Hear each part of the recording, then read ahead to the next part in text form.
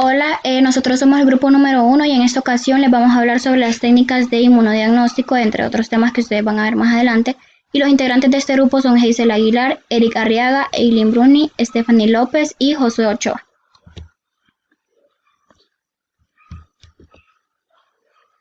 Para comenzar a hablar de este tema vamos a definir qué es un inmunodiagnóstico. Este es un conjunto de técnicas diagnósticas empleadas para la detección de un antígeno o un anticuerpo en células o tejidos mediante el uso de sustancias fluorescentes denominadas fluorocromos y se emplean de manera habitual en el diagnóstico de las enfermedades autoinmunes.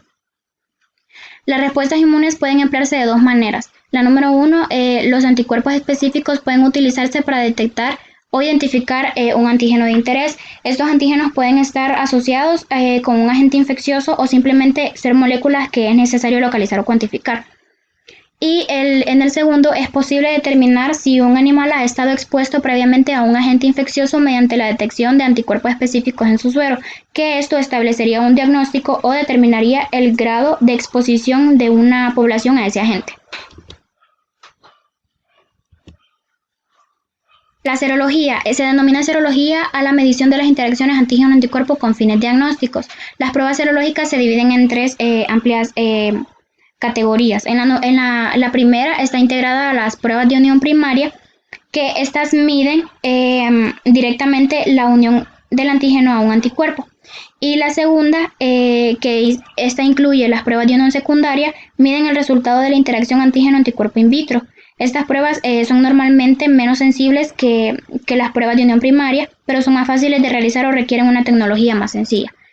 Y la tercera, que son las pruebas in vivo, estas miden el efecto protector real de los anticuerpos en un animal. Dentro de los reactivos empleados en las pruebas serológicas tenemos el suero, que es la fuente más común de anticuerpos obtenida de la sangre coagulada. Este se puede almacenar congelado y analizarse cuando se vea conveniente, y si es necesario puede suprimirse la actividad del complemento calentándolo a 56 grados Celsius durante 30 minutos. Y tenemos las antiglobulinas, que estas son un reactivo esencial en muchas pruebas inmunológicas, que estas están disponibles comercialmente y se puede usar una antiglobulina para detectar todas las inmunoglobulinas de la misma especie animal. Debido a que las inmunoglobulinas son proteínas complejas, son antigénicas cuando se inoculan en un animal de una especie diferente. Por ejemplo, las inmunoglobulinas purificadas de perro pueden inocularse en un conejo, que éste responderá produciendo anticuerpos específicos que se conocen como antiglobulinas. Entonces, dependiendo de la pureza de la inmunoglobulina inoculada, es posible producir antiglobulinas inespecíficas frente a todas las clases de inmunoglobulinas o antiglobulinas muy específicas dirigidas frente a una sola clase. Y también tenemos los anticuerpos monoclonales, que estos pueden usarse como reactivos químicos estandarizados y se obtienen en cantidades casi ilimitadas. Debido a que los anticuerpos monoclonales derivados de un híbrido más son puros y específicos, entonces en consecuencia los anticuerpos monoclonales sustituyen con frecuencia a los antisueros convencionales como reactivos en las pruebas inmunodiagnósticas.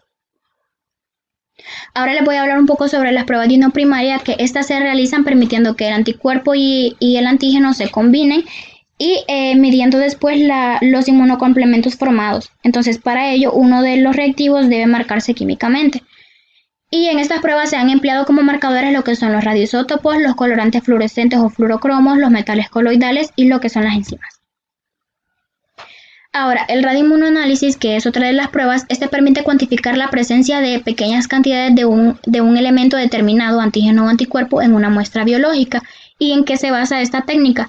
Se basa en la inhibición competitiva de la unión de un antígeno marcado radiactivamente con su anticuerpo específico por parte de los antígenos idénticos no marcados presentes en la muestra a analizar. Entonces, el radioinmunoanálisis nos va a permitir realizar estudios de tiroides, estudios de fertilidad, de alergias y marcadores tumorales. Aquí los ensayos que utilizan radioisótopos como marcadores tienen la ventaja de ser extremadamente sensibles. Por otra parte, los sistemas de detección de isótopos son caros, lo que, combinado con los riesgos de la radiactividad y la necesidad de eliminar material radioactivo con la máxima seguridad, hace del radioinmunoanálisis una opción razonable solo cuando se requieren ensayos altamente sensibles. Hay dos tipos de radioinmunoanálisis y el primero es para la detección de anticuerpos, la prueba RAST o radioallergoabsorbent test mide la inmunoglobulina E específica de los animales alérgicos. Y en la primera parte de la imagen tenemos un ejemplo de ello. Entonces, en esta técnica, los discos de celulosa impregnados de antígenos se sumergen en el suero a analizar, de manera que cualquier anticuerpo específico se une al antígeno. Después de lavar para examinar los anticuerpos sin unir, el disco se vuelve a sumergir en una solución que contiene antiglobulina marcada con un isótopo radiactivo, como por ejemplo el anticuerpo inmunoglobulina E, que aquí la inmunoglobulina se une al disco solo si la inmunoglobulina E se ha unido al anticuerpo. Por lo tanto, la cantidad de radiactividad que emite el disco es una medida de nivel de radiactividad del anticuerpo inmunoglobulina E específico del suero. Y la segunda, que es para la detección de antígeno. Estas pruebas son extremadamente sensibles y por eso se usan normalmente para detectar cantidades trazas de fármacos. Entonces aquí el antígeno o fármaco, que como podemos observar está el ejemplo en la segunda parte de la imagen. Este se marca con un isótopo radioactivo como el tribio, el carbono 14 o yodo 125. Cuando el antígeno radiomarcado se mezcla con su anticuerpo específico, se combinan para formar inmunocomplejos que pueden precipitarse y extraerse de la solución. Entonces aquí cualquier radiactividad que quede en el sobrenadante es debida al antígeno sin unir. Entonces, si el antígeno no marcado se añade a la mezcla antes del anticuerpo, competirá con el antígeno radiomarcado por los sitios de unión del anticuerpo. Entonces, en consecuencia, parte del antígeno marcado será incapaz de unirse, aumentando la radiactividad del sobrenadante. Entonces, si primero se construye una curva estándar utilizando cantidades conocidas de antígeno no marcado, podrá medirse la cantidad del antígeno de una muestra a analizar por referencia a dicha curva estándar. Ahora les voy a hablar sobre el análisis de inmunofluorescencia. Aquí participan lo que son los fluorocromos, que emiten luz de una determinada longitud de onda luego de ser excitados por unas de luz de longitud de onda menor. Cada fluorocromo es capaz de emitir luz dentro de un determinado espectro de longitud de onda. Los colorantes fluorescentes o fluorocromos, como ya les mencioné, se emplean con frecuencia como marcadores en las pruebas de unión primaria. Y el más importante de todos estos es el que podemos observar en la imagen, que se llama isotiocianato de fluoresceína, que es un compuesto amarillo que puede unirse químicamente a los anticuerpos sin afectar su reactividad. Entonces, cuando se aplica una luz ultravioleta invisible o una luz azul a 290 y 145 nanómetros, el isotiocianato de fluoresceína reemite una luz visible de color verde brillante a 525 nanómetros, que se puede ver con facilidad utilizando un microscopio de fluorescencia, y los anticuerpos marcados con este isotiocianato se usan en las pruebas de inmunofluorescencia directa e indirecta, que ahorita voy a hablarles sobre ellas. Entonces, las pruebas directas, estas son pruebas que se emplean para identificar la presencia de un antígeno en una muestra de tejido. Como podemos observar en el primer ejemplo, en la primera imagen, es un ejemplo de una prueba directa. Entonces, por medio de estas pruebas se detectan antígenos de células, bacterias, tejidos, heces o cultivos celulares, etc. Y aquí el anticuerpo dirigido frente a un antígeno específico como una bacteria o un virus se marca primero con el isotiocianato de fluoresceína y luego un corte de tejido frotis que contenga el microorganismo se fija en un portaobjetos de vidrio y se incuba con el antisuero marcado y se lava para eliminar cualquier anticuerpo no unido.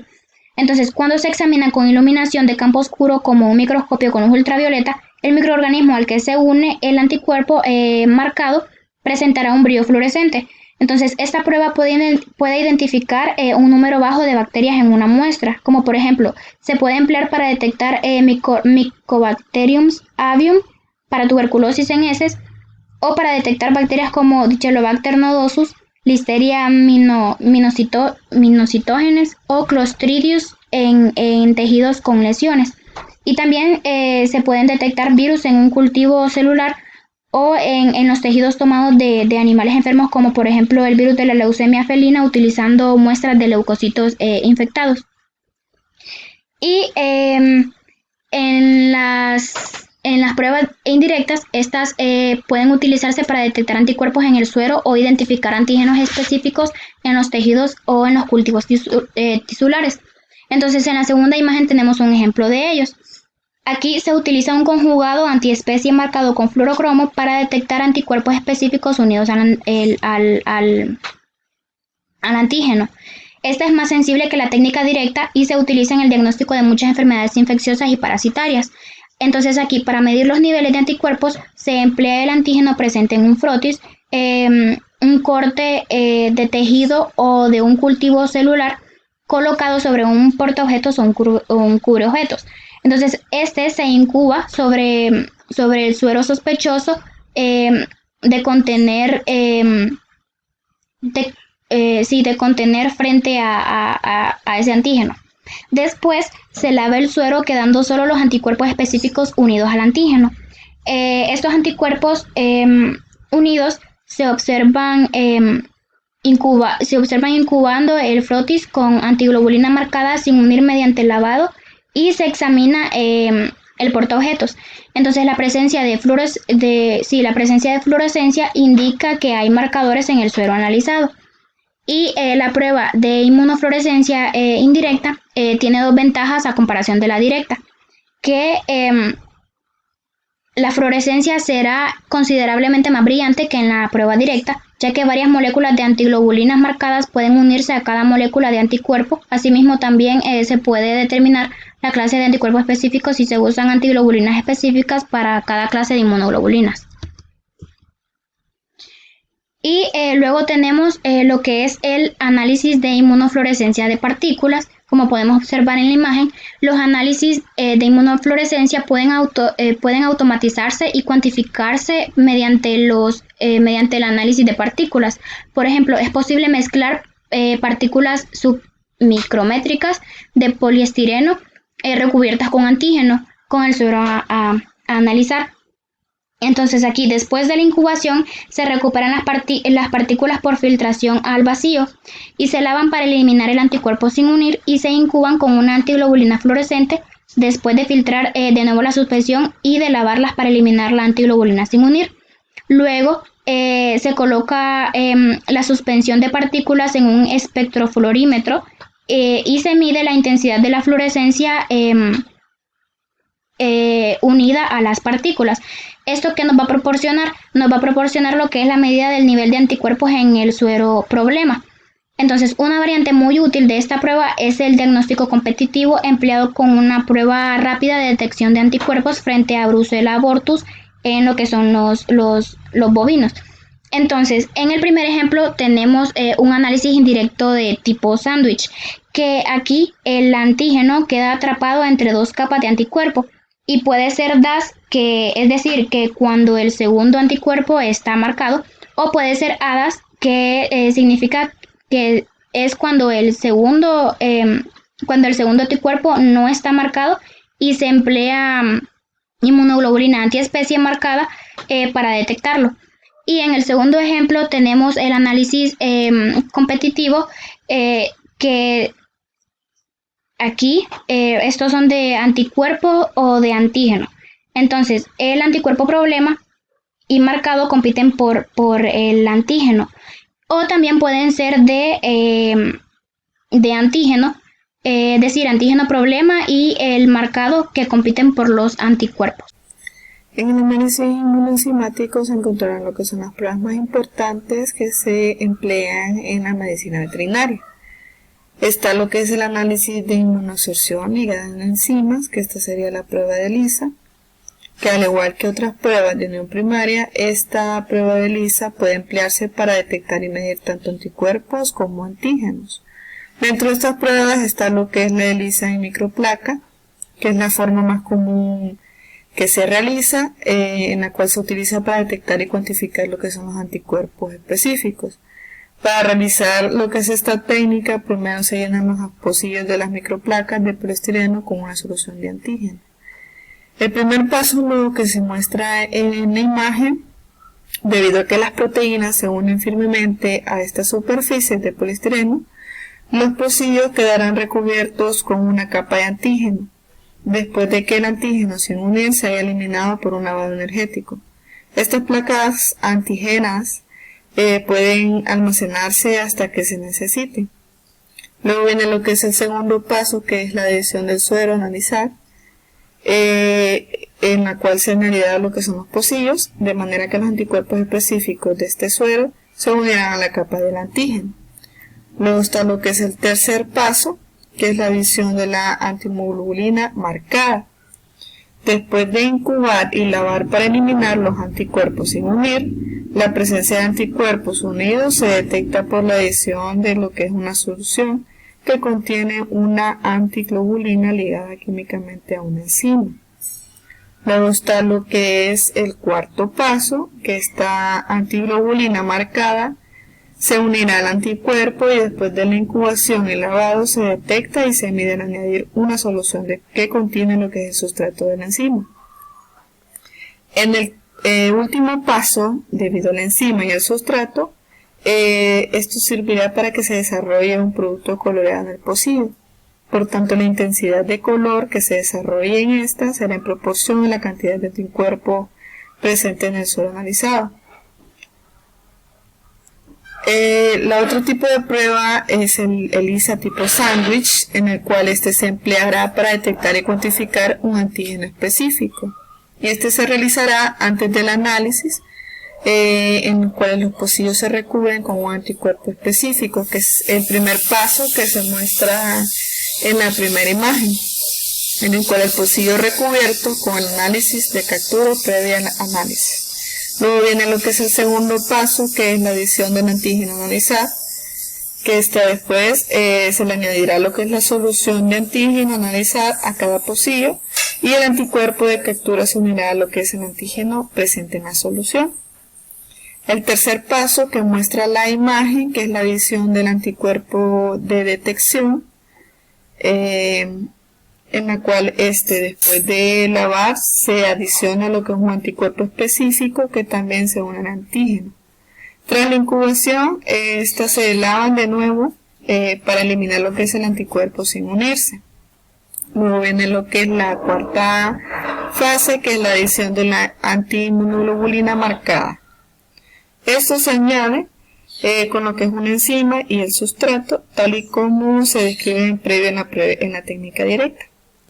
Esto es importante debido a que el anticuerpo de captura y de detección sean de diferentes especies y que la antiglobulina específica de especie se une para visualizar el anticuerpo de detección. ¿Por qué es importante? Esto evitará que resultados falsos positivos se den en este tipo de pruebas, causado por lo que es la unión de la antiglobulina al anticuerpo de captura en ausencia de antígeno. Y el último paso, en la cual sucede lo que es el cambio de color después de añadir el sustrato de la enzima. En este análisis, la intensidad de color de la reacción se relaciona directamente con la cantidad de antígeno unido. Esta tiene su nombre tipo sándwich debido a que es la forma en cómo se aplica, que tiene capas de anticuerpo, antígeno, anticuerpo. Esta se utilizará, por ejemplo, para detectar lo que son virus circulantes en la sangre de gatos, como lo es la leucemia felina. Otro tipo de prueba ELISA está de antígeno marcado, en la cual se emplea para detectar anticuerpos, y es muy utilizado en los kits de diagnóstico comercial. El antígeno de está unido a los pocillos antes del análisis, que es el primer paso, en el cual el segundo paso se da lo que se añade el suero al analizar, se incuba y se lava la placa. En el tercer paso se añade lo que es un antígeno marcado, en la cual al unirse los anticuerpos al antígeno marcado, estos se fijarán al pocillo y se podrán medir. Y el último paso que se muestra en la imagen, que será lo que es el cambio de color después de añadir el sustrato de enzima. Esta técnica funciona muy bien para analizar sangre completa, porque no tiene que lavarse todo el anticuerpo no unido a los pocillos antes de añadir lo que es el antígeno marcado. Está el tipo también ELISA competitivo, en la cual es utilizado para cuantificar moléculas de actenos o antígenos víricos. En esta técnica previa al análisis, el pocillo está recubierto con un anticuerpo específico. en la cual esta va a ser una técnica más rápida que las otras pruebas ELISA. ¿Por qué va a ser más rápida? Esta puede ser muy sensible y se puede permitir que el antígeno de la muestra reaccione con el anticuerpo antes de añadir lo que es el antígeno marcado. Como les decía, esta técnica previa al análisis, el pocillo está recubierto con un anticuerpo específico, que es el primer paso, y como esta será lo que es una reacción única, en la cual se deposita en el pocillo la muestra a analizar y el antígeno marcado con una enzima, que sería esta, la fase 2, compitiendo así los antígenos por los sitios de unión de los anticuerpos, por lo que la cantidad de antígenos marcados unido al pocillo es inversamente proporcional a lo que es la concentración de este antígeno. Y su última fase será lo que es el cambio de color después de añadir lo que es el sustrato. Luego está la prueba Westergren-Blom, en la cual esta se usa para identificar antígenos importantes en microorganismos complejos, o ya sea en parásitos. Esta es una prueba de unión primaria en la cual se utilizan 3 etapas, en la cual la primera etapa, esta consiste en la electroforesis de la mezcla de proteínas en un gel, de tal forma que cada componente se separa del resto en una banda única, como se muestra en la imagen. Se aplicará lo que es el antígeno y debido a lo que es la electroforesis, estos se separan. Luego está lo que es la segunda etapa, que implica lo que es el bonding o transferencia de estas bandas de proteínas a una membrana de nitrocelulosa de inmovilización, en la cual esto se logra colocando la membrana en la parte superior del gel, como se muestra en la imagen. Esta es la membrana, y colocando ambas entre esponjas saturadas con tapón, en la cual este sándwich de membrana gel se apoya entre 2 hojas de plástico rígido y se humedece con un tapón amortiguador. Entonces esto se hace pasar una corriente eléctrica entre las esponjas y las bandas de proteínas y se transfieren desde el gel a la membrana sin pérdida de resolución, en la cual esta imagen aquí muestra cuando ya se da todo el procedimiento, en la cual es la membrana con antígenos transferidos. Lo que es la última etapa, la tercera, se usa lo que es un análisis inmunoenzimático o un radioinmunoanálisis para visualizar lo que son los antígenos transferidos. Cuando se utiliza un enzimo-inmunoanálisis, primero se incuba la membrana con el antisuero específico, como lo muestra en esta, se adiciona lo que es el anticuerpo marcado. Después del lavado se añade lo que es la solución de antiglobulina marcada con una enzima. Tras eliminar por el lavado de antiglobulina no unida, se añade lo que es el sustrato y se desarrolla lo que es el color en las bandas donde el anticuerpo se ha unido al antígeno, como se muestra en la última imagen.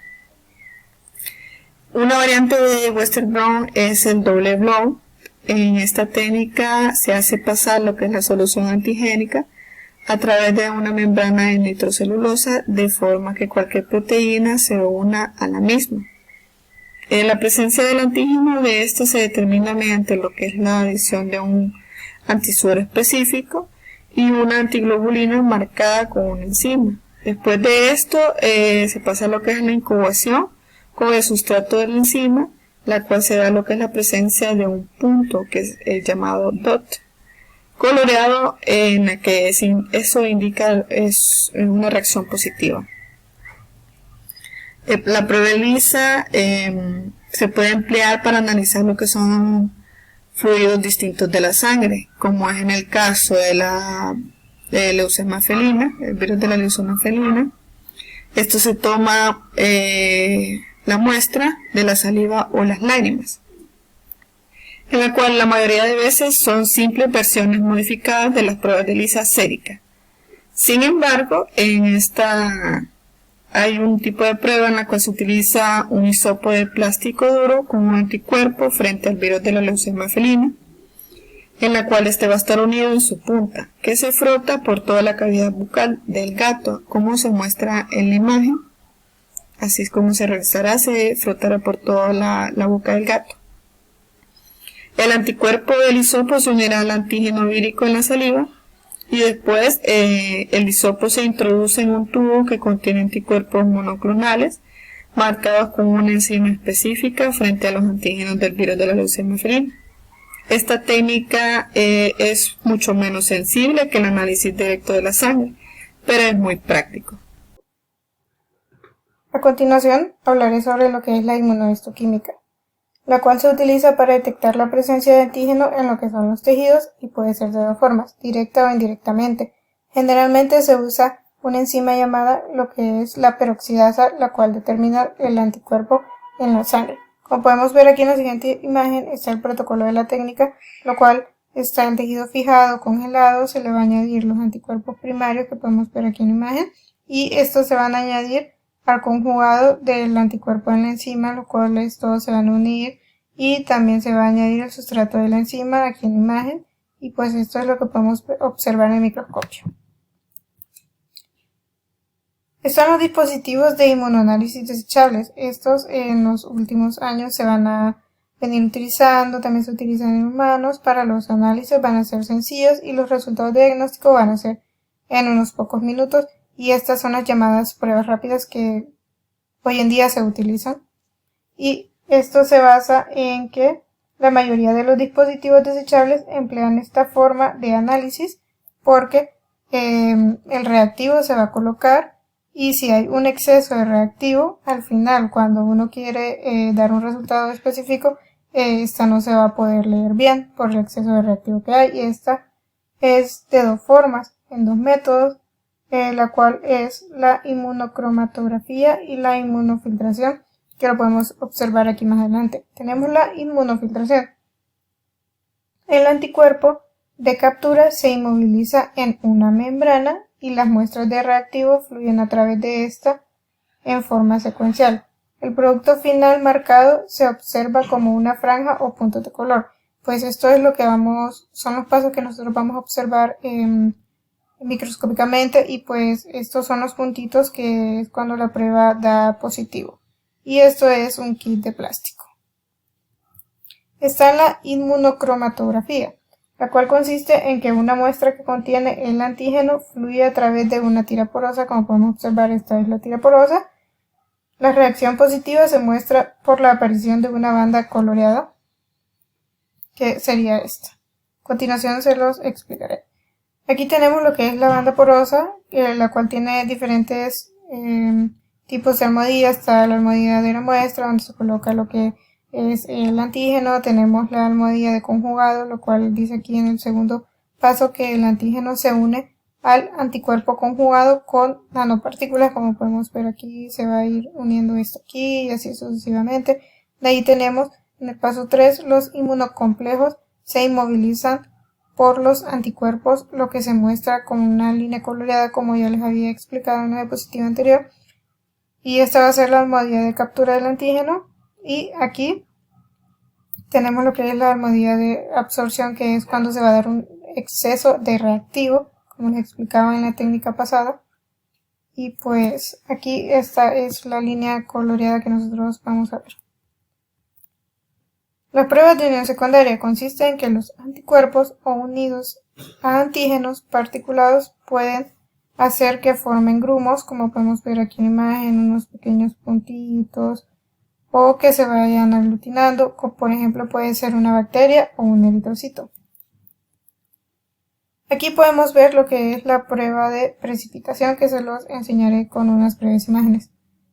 Dice que si la solución de un antígeno soluble se mezcla con un antisuero potente, como podemos ver aquí está el antígeno soluble, se va a mezclar un antisuero potente, la mezcla se vuelve turbia, o sea, se va a volver como que se va a aglutinar en unos pocos minutos y a la hora se deposita un precipitado en el fondo, que de este paso pasa a este paso, como les dije que es la aglutinación, y la cual al final se va a formar en el fondo del tubo el complejo de antígeno-anticuerpo.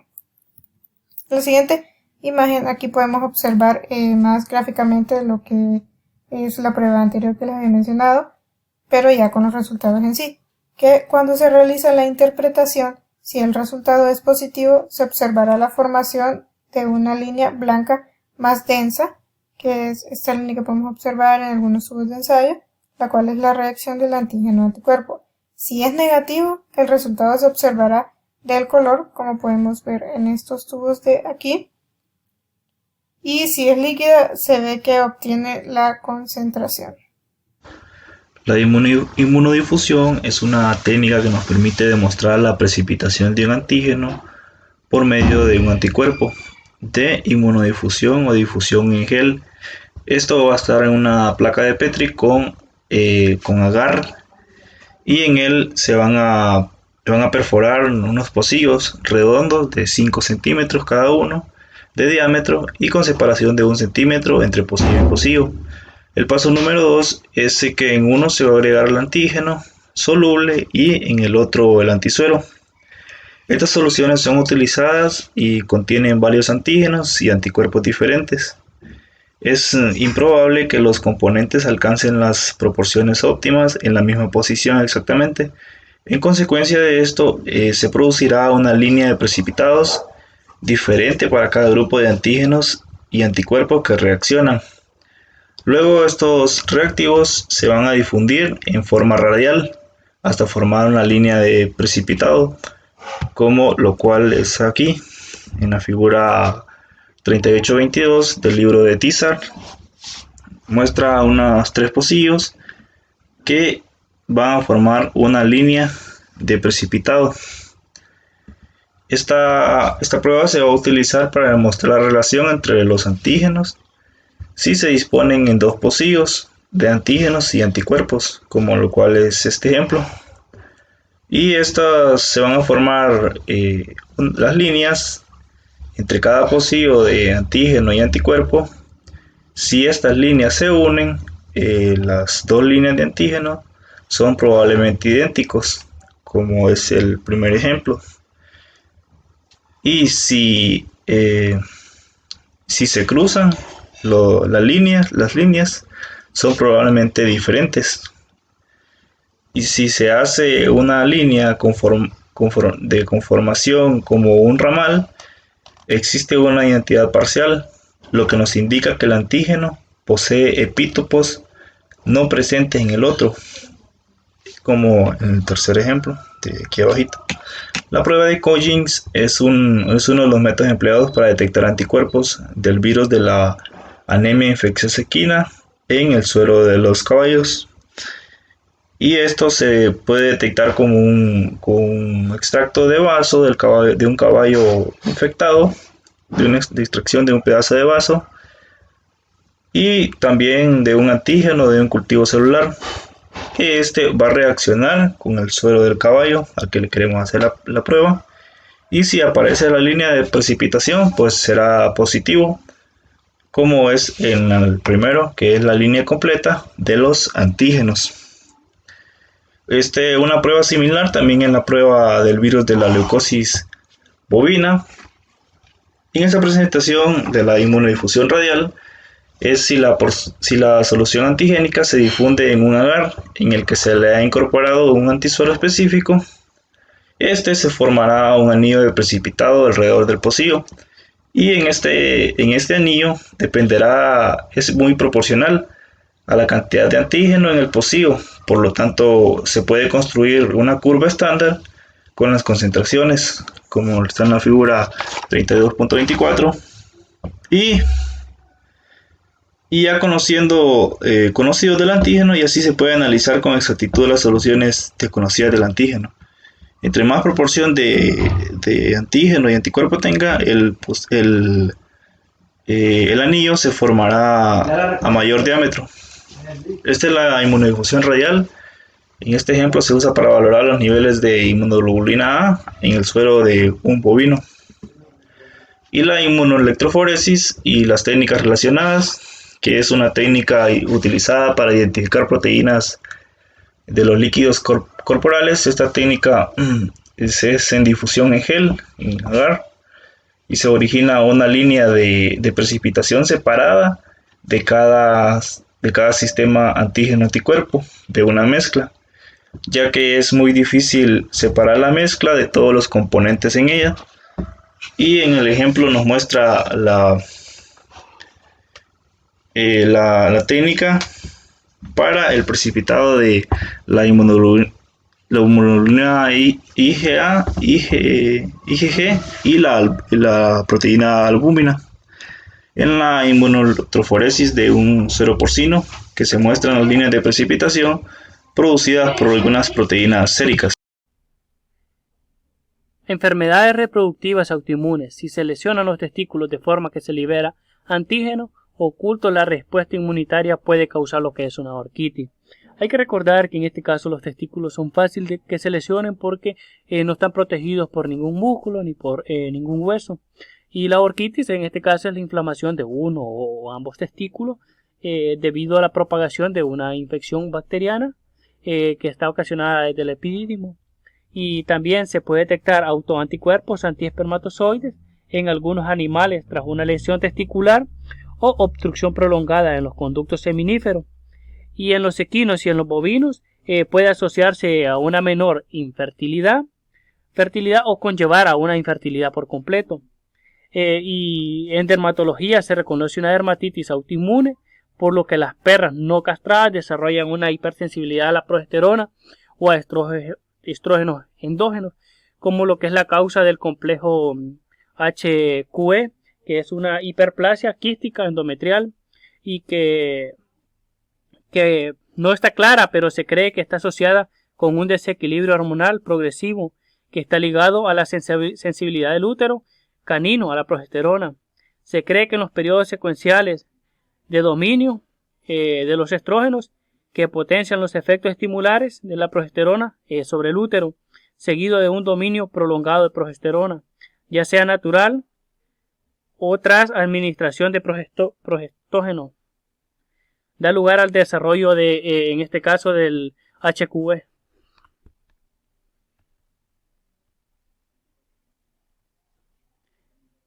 Enfermedades cutáneas autoinmunes. Se conocen muchas enfermedades cutáneas autoinmunes que afectan lo que es al folículo piloso, a los queratinocitos basales o a la membrana basal.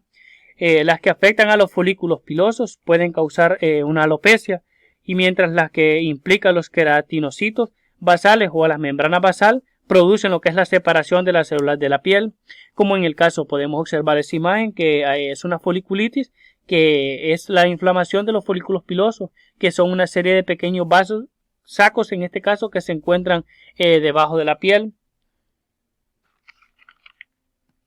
La alopecia se caracteriza por la pérdida de pelo debido a la inflamación. La alopecia comienza a nivel local y es frecuente en la cabeza, pero puede afectar a todo el cuerpo, siendo generalmente simétrica, y está causado por prurito. Los folículos pilosos están infiltrados con linfocitos T, CD4 y CD8. Es la relación de las células T auxiliares a células T citotóxicas y con las células de Langerhans, y también puede detectar anticuerpos IgG dirigidos frente a los folículos pilosos inferiores, así como el C3 o IgM. Este ataque inmunitario puede estar dirigido contra una proteína denominada tricolialina, que se localiza en la vaina radicular interna de los folículos pilosos. La alopecia areata responde al tratamiento, en este caso con corticoides, pero el pelo puede crecer de una forma espontánea. Enfermedades de la membrana basal de la piel.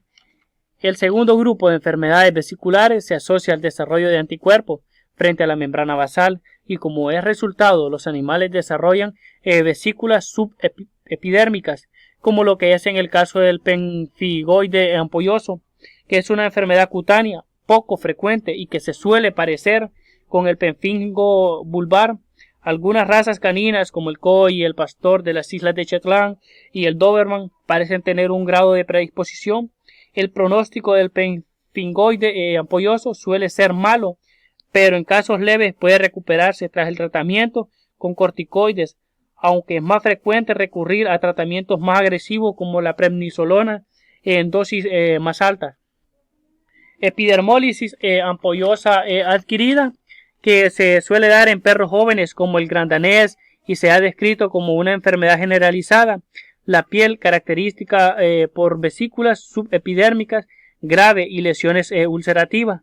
Las vesículas se originan a partir de áreas eritematosas en la piel y progresan rápidamente a úlcera. Los perros en este caso desarrollan lo que es una urticaria, que son unas ronchas rojizas que producen lo que son una picazón en la piel y suelen ser causadas por una reacción alérgica. Y también se suele dar lo que es una ulceración oral y finalmente conlleva lo que es a una descamación cutánea, como podemos observar en la imagen. Policondritis recurrente es una enfermedad inflamatoria multisistémica, poco frecuente, clínicamente heterogénea, caracterizada por la inflamación del cartílago y las estructuras ricas en proteoglicano que conducen al daño del cartílago, junto con la afectación articular, ocular y cardiovascular. Bueno, el cartílago, en este cartílago se infiltran lo que son células plasmáticas y linfocitos, como por ejemplo, una otitis proliferativa y necrotizante se asocia con la presencia de linfocitos T, CD3, cuya función es traducir las señales muy próximos a los queratocitos apoptóticos. Anemia hemolítica inmunomediada. Los anticuerpos frente a los antígenos eritrocitarios producen su destrucción y anemia hemolítica inmunomediada. Estas anemias son bien conocidas en seres humanos y animales. Esta suele aparecer cuando los eritrocitos, o más raramente cuando las células eritropoyéticas, precursoras de la médula ósea, son destruidas por mecanismos inmunológicos mediados por una reacción de hipersensibilidad, en este caso tipo 2, y afecta con mayor frecuencia a las hembras con una edad media comprendida entre 5.5 a 8 años y puede afectar a cualquier raza, pero hay una mayor predisposición como lo que es en el Cocker Spaniel, en el Poodle, en el antiguo pastor inglés y en el caniche. La anemia hemolítica autoinmune en los perros se clasifica conforme a la clase de anticuerpos que están implicados. La clase 1 está producida por los anticuerpos que aglutinan a los eritrocitos a la temperatura corporal. La aglutinación se puede observar cuando se deposita una gota de sangre e implica tanto la IgG y la IgM. Dado que la IgG no activa el complemento con eficacia, los eritrocitos se destruyen fundamentalmente lo que es en el vaso por fagocitosis. Y en la clase 2 los anticuerpos de la IgM activan el complemento y destruyen a los eritrocitos mediante hemólisis vascular. Esta se suele presentar cuando hay una destrucción de los glóbulos rojos. Está relacionada con patógenos externos tales como el parvovirus, bacterias como el micoplasma, parásitos, en este caso como la babesia, así como exposición a un determinado fármaco y a alguna neoplasia. Y en la clase 3 la mayoría de los casos de anemia hemolítica autoinmune en perros y gatos está mediada por anticuerpos de las subclases IgG1 e IgG4 que se unen a los eritrocitos a 37 grados, pero no activan ni se aglutinan los eritrocitos. La IgG solo puede formar en este caso puentes cortos y no produce lo que es una aglutinación en este caso directa. Espero que les haya gustado y muchas gracias por su atención.